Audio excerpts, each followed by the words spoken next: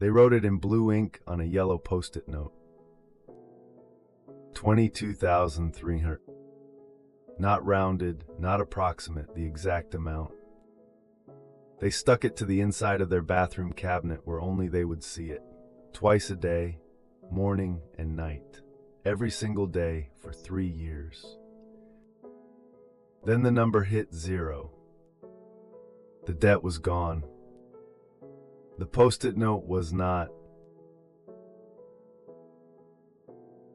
The bathroom cabinet was white, generic, the kind that comes with every rental. Inside it, behind the toothpaste and the half-empty bottle of ibuprofen, the yellow square stayed stuck to the painted wood. 22,340. They saw it when they brushed their teeth in the morning. They saw it before bed. They never spoke it out loud. Not to friends, not to family. Just that number, in their handwriting, staring back at them twice a day. It became a kind of ritual. Open the cabinet, see the number, close the cabinet, keep going. Somewhere in year 2, they found a way out. An AI side hustle. Something that actually scaled. Something that worked when everything else had not. They started making real money. Enough to do more than minimum payments. Enough to see the number drop faster than it had climbed. Month by month, the balance fell. They tracked it on spreadsheets. They watched the interest shrink. They felt something shift. Not quite hope, but close to it. 3 years after they stuck the post-it note to the cabinet, they made the final payment. 0 balance. They wrote the success story. They published it online. Here's exactly how I did it. Here are the tools. Here's the strategy. Here's the path out. People congratulated them. People asked questions. People wanted the formula. And through all of it, they never took down the post-it note.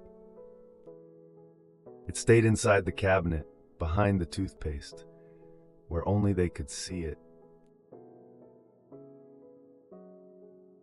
We celebrate the moment the debt clears. We do not talk much about the morning after. The weight lifts, the number is gone, the crisis is over, and underneath the relief, quieter than we expect, is something else, something we do not have a good word for. Because the debt was never just the debt. It was proof we had failed at something everyone else seemed to manage without thinking. It was the thing we hid from dinner conversations. The reason we said no to trips, to plans, to the version of our life we wanted, while we paid for the life we had already lived. It was the gap between who we wanted to be and who we actually were. Clearing the number does not instantly close that gap. We hit 0 and wait to feel different. We wait for the relief to arrive, and sometimes it does. But sometimes what arrives instead is the fear that we do not know how to be the person who is not in debt anymore. The fear that we will end up back here. The fear that getting out was luck and staying out requires something we are not sure we have. The story they told online was true.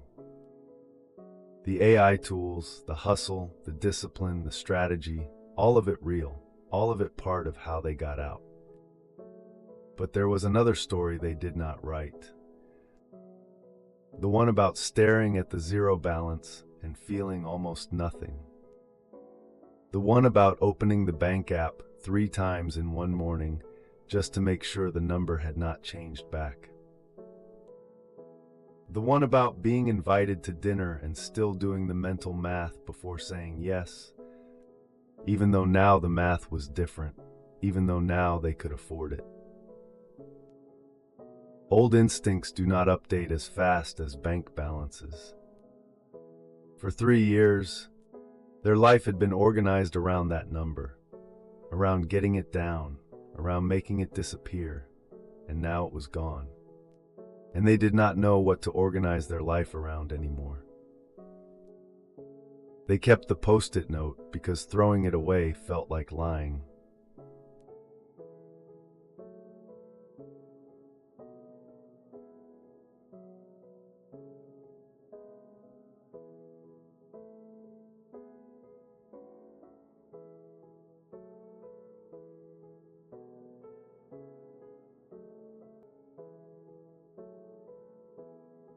The note stayed because the story was not finished. Clearing the debt was not the end. It was just the end of one chapter. The next one was about learning to live like someone who was not drowning.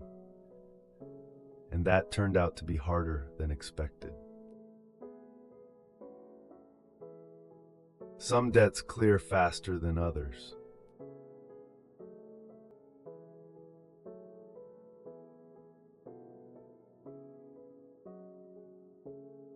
There is the debt of having been behind, of having spent years watching people move forward while we stayed in place, paying down what we already owed, of missing things we cannot buy back later, weddings, trips, time. There is the debt of shame, the one that says we should have known better, should have been smarter, should have been someone who never ended up here in the first place. Clearing 22,340 does not clear those. Those debts do not have balances. They linger in the body. They show up in the gut when we think about spending money on something that feels too nice, too unnecessary, too much like the kind of choice that got us into trouble before. They show up when someone asks if we want to go out, and our first instinct is still to calculate whether we can afford it. Even though now we can. Even though the number is zero. The zero balance does not erase the years of not having one. Maybe that is why the post-it note stayed. Not as punishment, not as a reminder of failure. As proof. Proof that the before was real. That the gap between there and here actually happened. That getting out was not a magic trick. It was work. It was years. It was a version of ourselves we do not want to forget because forgetting feels like another kind of lie. What do we keep when the hardest part ends? Not the things we're supposed to keep. Not the lessons or the gratitude or the tidy moral of the story. The things we actually keep.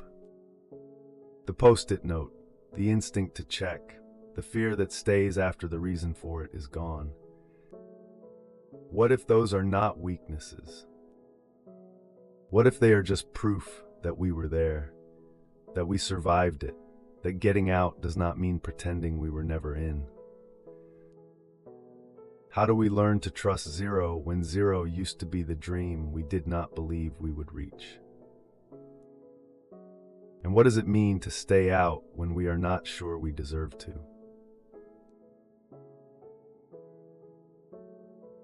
The Flawed Seeker. New reflection every day. Find us at theflawedseeker.com. Some things clear, some things stay.